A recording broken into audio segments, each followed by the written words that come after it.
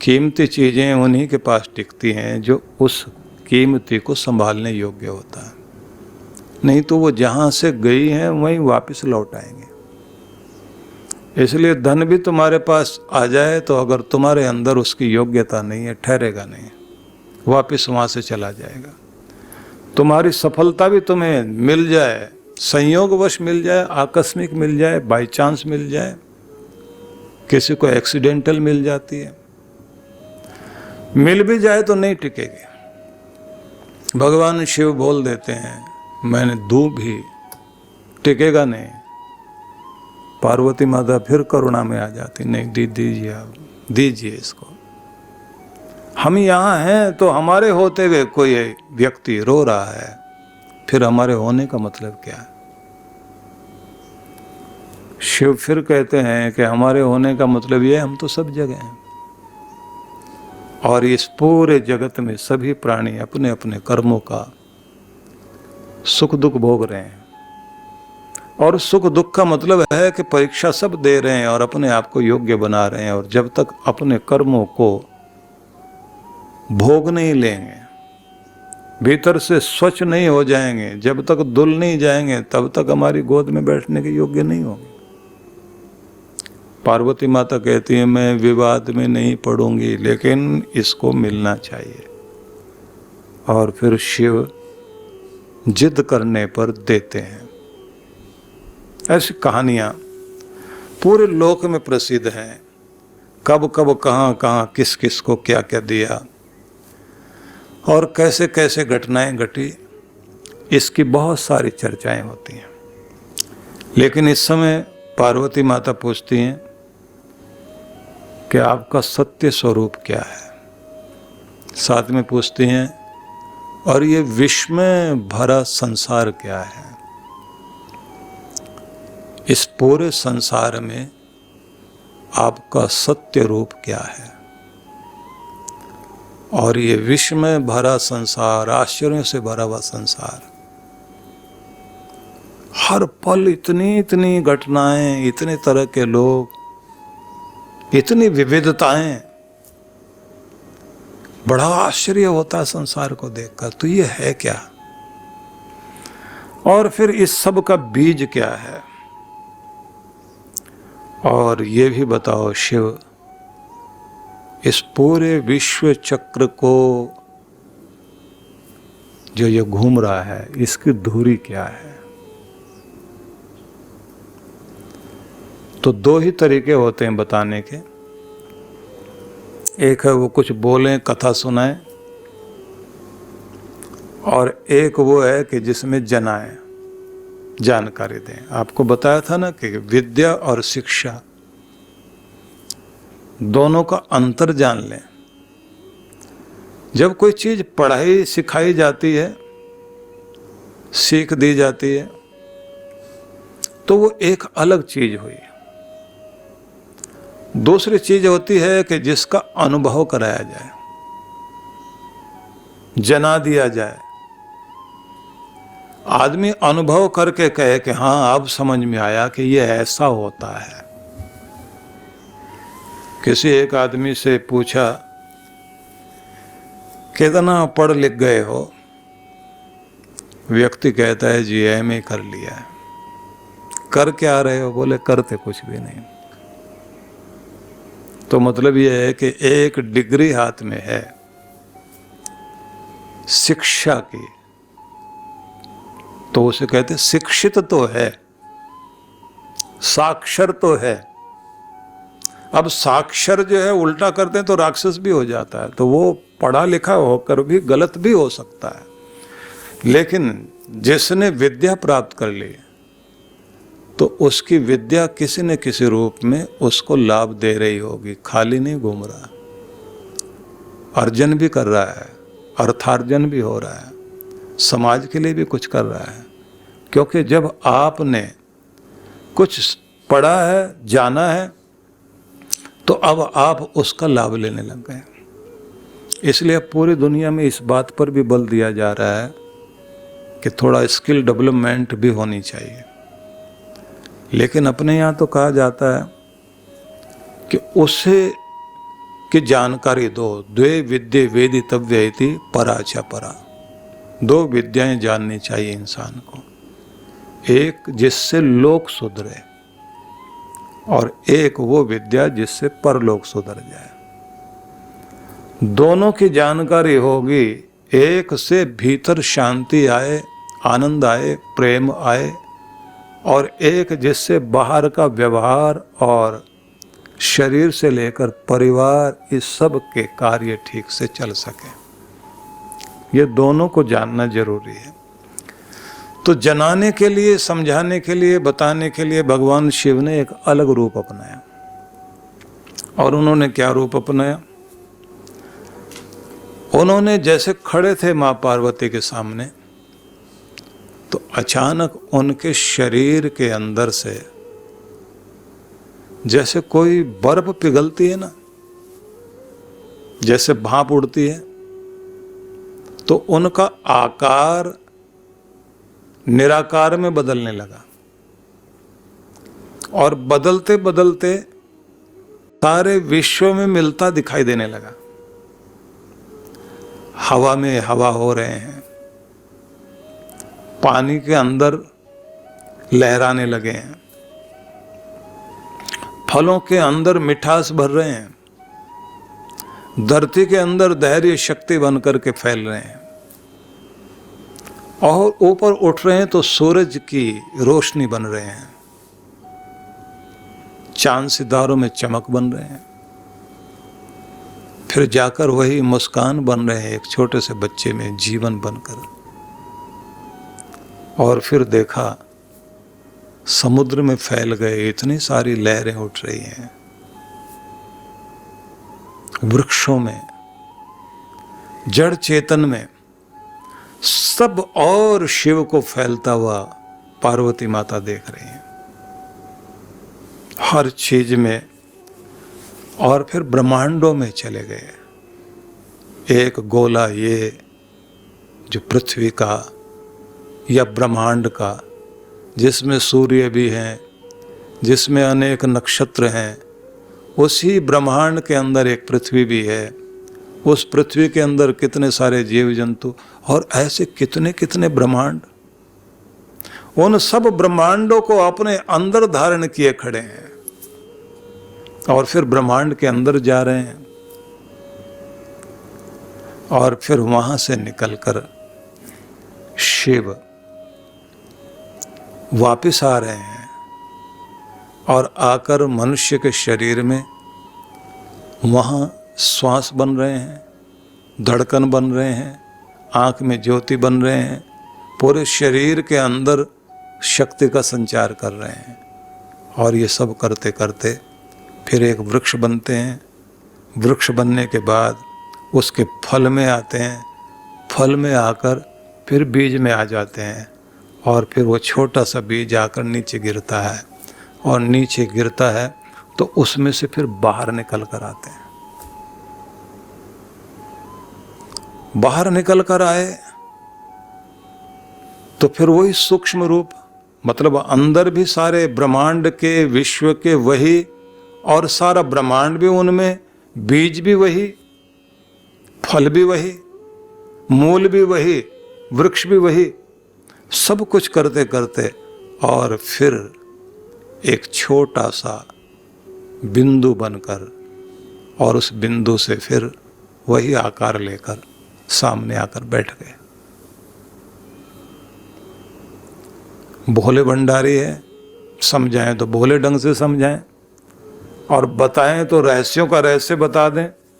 और उसके बाद उन्होंने अपने अंदर से दो शक्तियां दिखाई, एक चैतन्य शक्ति, एक उसकी ऊर्जा शक्ति, और दोनों को दिखाते हुए फिर बताया कि दोनों मिलकर एक शिव, एक शिवा। ये भी बता दिया कि मैं कौन और तुम कौन। अब इस सब को पार्वती माता बहुत आश्चर्य से देख रही हैं, और आश्चर्य से देखते देखते अब वो प्रश्न करना चाहती हैं, लेकिन प्रश्न नहीं कर पा रहे हैं।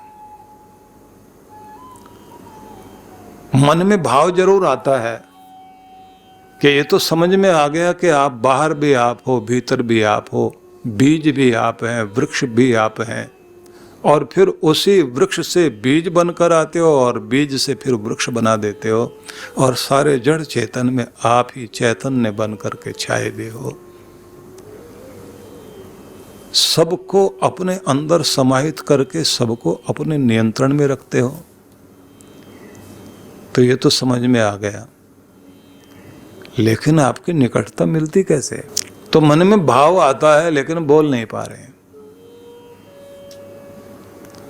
तो भगवान शिव मौन में जाते हैं और मौन में जाकर स्थिर होकर आंखें बंद कर लेते हैं, जैसे समझा रहे हों कि देखो ये श्वास चल रहा है, ये कहाँ जाकर मिलता है? विश्व श्वास में, विश्व के प्राण में। विश्व का जो प्राण चल रहा है उसमें हमारा श्वास जाके मिलता है, और वहां से फिर श्वास लेकर अंदर आता है। अब विश्व प्राण जो है वो विश्व आत्मा के द्वारा है, और हमारे अंदर जो प्राण चल रहा है वो हमारे जीवात्मा के कारण है। तो हमारा श्वास विश्व श्वास से जुड़ गया और विश्व श्वास हमारे अंदर से जुड़ गया, तो हम एक किनारा, दूसरी तरफ दूसरा किनारा, दोनों के बीच में पुल बना हुआ है प्राण। सांस ले रहे हैं, छोड़ रहे हैं, ले रहे हैं, छोड़ रहे हैं। अब इस के अंदर कहा जाता है कि यहाँ श्वास में बसे हुए को ध्यान में लाओ।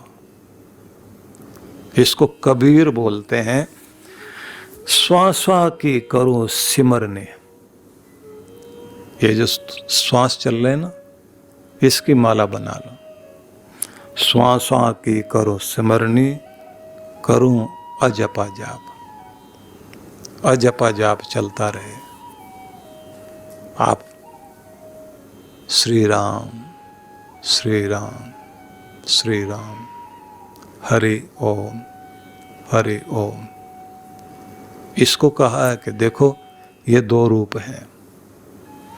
इन दोनों रूपों को अगर आप देखें तो जब आप अंदर श्वास लेते हैं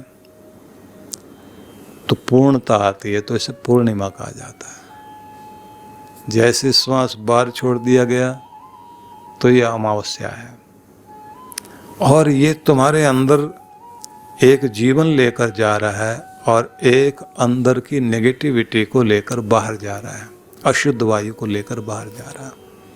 इस आते जाते श्वास में जब तुम अपने परमात्मा को बसा लेते हो, आदत बना लें कि श्वास श्वास में नाम चलना शुरू हो जाए,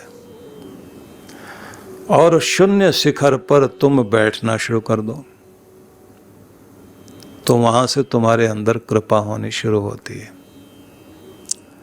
दुखद बात यह है कि हम अपने श्वासों को संतुलित नहीं कर पाते, क्योंकि जब हमारे श्वास बदल रहे होते हैं तो क्यों बदलते हैं?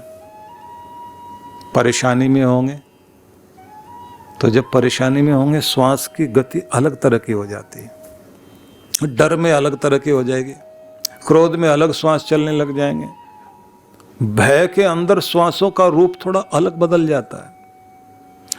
तो इनको कहा है कि जब तुम्हारी मुद्राएं बदलें, तुम्हारे भाव बदलें, तुम्हारे अंदर का तनाव तुम्हें संतप्त करने लग जाए तो प्राणों पर असर आता है।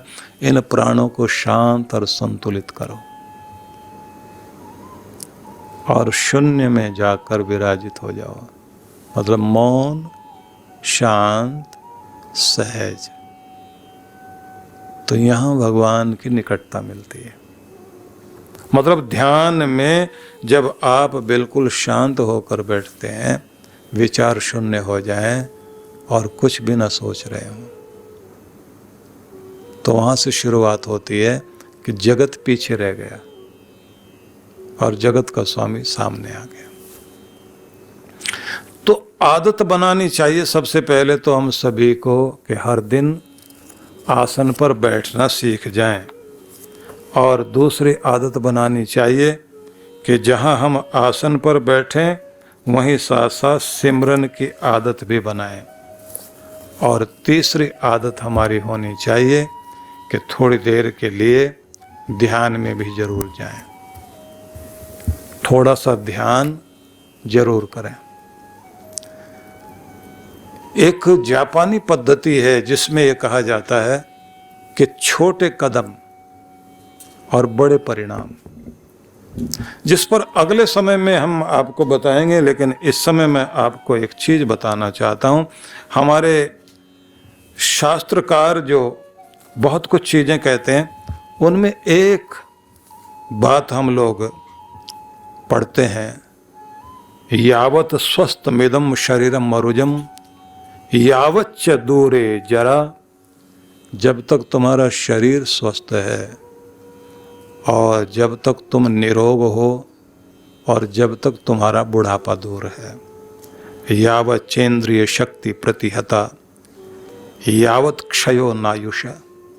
जब तक ठीक ठाक तुम्हारी इंद्रियां काम कर रही है और जब तक तुम जवान हो भी बूढ़े नहीं हुए हो, तो सार बता देता हूँ क्योंकि समय नहीं आगे, कि बस जब तक तुम ठीक ठाक हो, बुढ़ापा अभी दूर है और दुनिया में अभी युवा शक्ति लेकर के जी रहे हो, तुम्हारा ताजा खिला हुआ फूल है, बस यही परमात्मा को अभी चढ़ाओ। क्योंकि इसी समय तुम लोक भी सुधार सकते हो, परलोक भी सुधार सकते हो।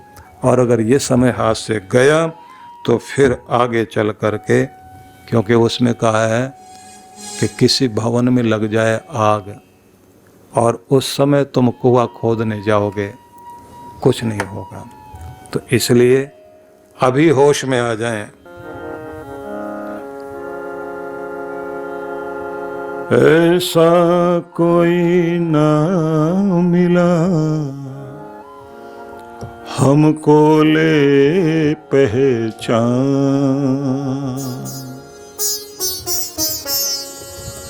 ऐसा कोई ना मिला हमको ले पहचान। अपना कर कृपा करे देवतार मैदान।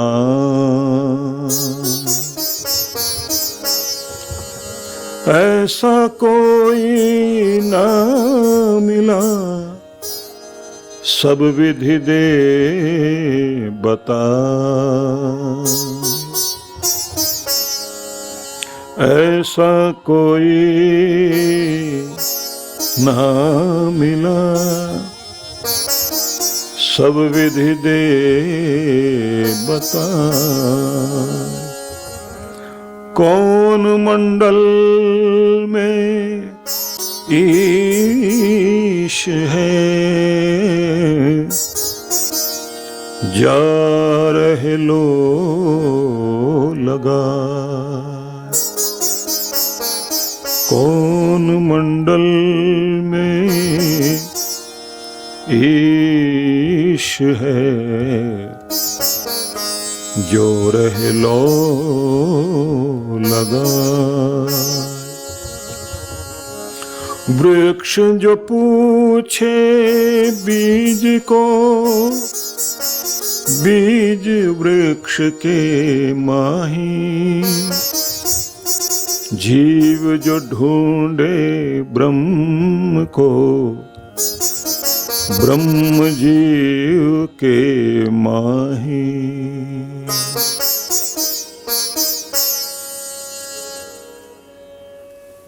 मातृशक्ति भद्रपुरुषों, भगवान शिव ने कहा गुरुणाम नित्य शुश्रूषा वृद्धानाम अपि पूजनम।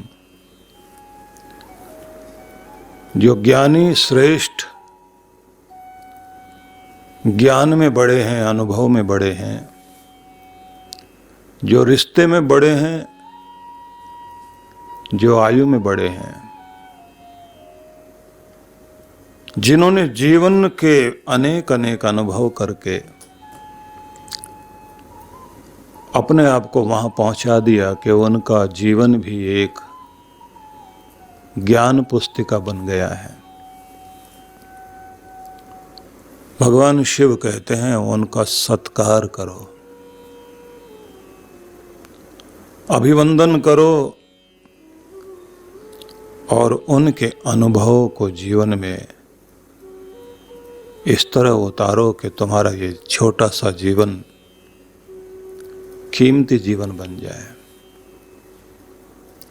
लेकिन उससे पहले उन्होंने कहा कि अपने सद्गुरु की शरण में जाना जीवन के लिए बहुत आवश्यक है कि जो हमारे भीतर के समस्त स्वरूप को पहचाने, ऐसे सद्गुरु की शरण हमको मिल जाए। और इसके लिए प्रार्थना करनी होती है कि प्रभु मेरे जीवन में सद्गुरु का वास हो,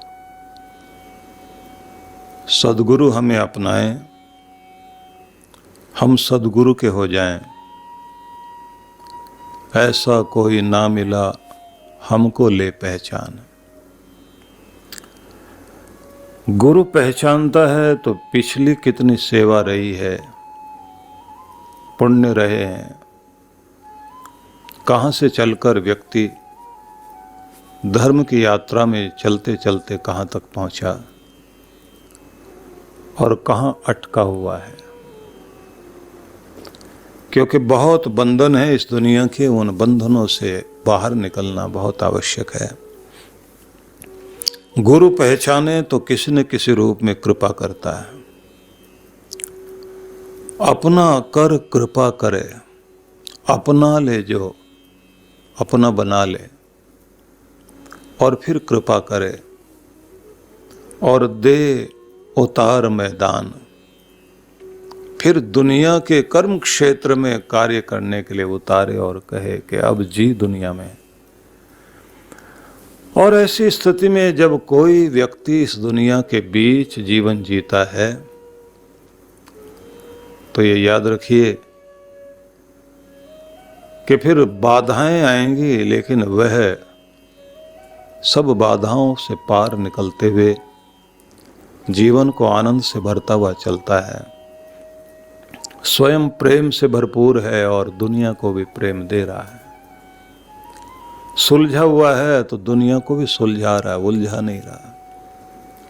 जगत में बसा जरूर है, लेकिन उसके अंदर जगत नहीं बसा है, जगत पिता बसा हुआ है। जो इस दुनिया की जल राशि के बीच नौका की तरह है, खुद तरे दूसरों को तारे, लेकिन जिसके जीवन में हर दिन स्वयं को मजबूत करने की, समर्थ, सक्षम, सशक्त करने की चाह है, जीवन का एक छेद भी हमें डुबा देता है, भवसागर में उलझा देता है। नौका में छेद हो तो नौका नीचे पानी के अंदर जाएगी। इसलिए कहते हैं कि नौका पानी में रहे, पर नौका में पानी नहीं रहना चाहिए। मनुष्य पानी में मतलब संसार में रहे, पर संसार हमारे भीतर न रहे। संसार जब हमारे भीतर रहता है तो किसने क्या बोला, किसने क्या व्यवहार किया, मैंने इतना इतना इनके लिए किया, बदले में इन्होंने क्या दिया, इतनी कृपाएं करके जिनको हमने यहाँ तक पहुंचाया, अब वही उल्टा व्यवहार कर रहे हैं। और लोग दुखी होकर कहते हैं कि क्या बिगाड़ा मैंने तुम्हारा। उसके बाद भी, इतना अच्छा करने के बाद भी पीड़ा दे रहे हो। दुनिया की रीत ऐसी ही है। जो दुनिया में अमृत बांटने के लिए आए हैं, शिव जो कल्याण करने के लिए, सबका भला करने के लिए, सब देवताओं ने भी मिलकर विष दिया उनको, महाराज ये हमें जला देगा, मिटा देगा, आप पी लीजिए। बड़प्पन आपका यही है कि आप कड़वाहट पी लें लेकिन कड़वाहट उगले नहीं। ऐसा कोई ना मिला, सब विधि दे बताए, कौन मंडल में पुरुष है ईश्वर है, जे रहे लौ लगाए। जिससे हम अपनी लगन लगाए वो कौन से मंडल में है, हम कौन सी यात्रा करें, क्योंकि हम जिस मंडल में हैं, भूलोक में, मूलाधार में, जहाँ से हमारा ध्यान संसार की तरफ है, सारी ऊर्जा दुनिया की तरफ बह रही है। 7 चक्रों में 7 मंडल हैं हमारे, 7 लोक हैं। तो हम भूलोक में रहते रहते हमारी सारी ऊर्जा मूलाधार से संसार की तरफ बह रही है, और यही मूलाधार वाली ऊर्जा पशुओं में भी है। तो पशुलोक का जीवन, मैं, मेरा परिवार, बस इससे आगे कुछ नहीं। मुझे लेना है, देना नहीं है। लेने की भावना लेकर के ही जीता रहे तो इसका मतलब ये है कि हम नीचे के लोक में हैं। हमारा ये मकान जिसमें हमें रहना, हम अपनी ऊपरी मंजिल में तो जा नहीं पाए, जहां हमारा सारा खजाना है, जो सतलोक है। उस सतलोक तक हम लोग नहीं पहुंच पाते। भू ओम भुव ओम स्वः ओम मह ओम जनः ओम तपः ओम सत्यम, ये सत्य लोक है, सचखंड है। यहां तक नहीं जा पाते। कुछ लोग हैं जो कुछ निर्माण करेंगे, कुछ सृजन करेंगे, भोग भोगेंगे, मनोरंजन करेंगे, दूसरों का भी मनोरंजन कर देंगे, तो दूसरे लोग तक आ गए। लेकिन भय को जीत लें, आनंद में आ जाएं, कुछ ऐसे निर्माण करें कि आप मणियों की तरह चमकने लग जाएं, उस लोक तक हम पहुंच जाएं, तो 3 लोक की संपदा पाने का अधिकार गुरु देता है। तो इसलिए कहते हैं कि 7वें मंडल में पुरुष है, भगवान है। 7वां आसमान कह लीजिए आप, भीतर ही ये आसमान है, बाहर नहीं। यही आप प्राप्त करेंगे। और ध्यान रख लीजिए, जब पार्वती माता ने पूछा था शिव से कि बताइए आप, विष में भरा संसार क्या है, साथ में कहा था इस संसार का बीज क्या है, मूल क्या है। तो ध्यान रख लें, आदि मूल परमेश्वर ही है, उसी से जगत की उत्पत्ति हो रही है, उसी में सब समा रहा है। वृक्ष जो पूछे बीज को, बीज वृक्ष के माहे। बीज खो गया, वृक्ष बन गया। तो वृक्ष पूछ रहा है बीज से, तुम कहां हो? तो वृक्ष जो पूछे बीज को, बीज वृक्ष के माहे। बीज कहता है मैं तेरे अंदर आ गया हूं, तेरा रूप, तेरा आकार धारण कर लिया मैंने। वृक्ष कहता मुझे दिखाई नहीं देता। बोले पूरी योग्यता से बढ़ो, पूरी तरह से खिलो, एक दिन तेरे अंदर फल आएंगे, और जब तू सफल हो जाएगा तब मैं प्रकट होऊंगा। बीज जो ढूंढे, वृक्ष जो पूछे बीज को, बीज वृक्ष के माही। जीव जो ढूंढे ब्रह्म को, ब्रह्म जीव के माही। जिसने जीवन दिया, कहाँ है तो?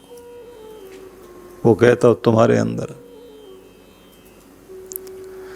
तो बाहर मत ढूंढ, अपने भीतर ढूंढ, मैं तुम्हारे अंदर ही हूं। और डाल जो ढूंढे मूल को, मूल डाल के माही। डालियां इतनी सारी, हम तो इतनी फैले हुए हैं।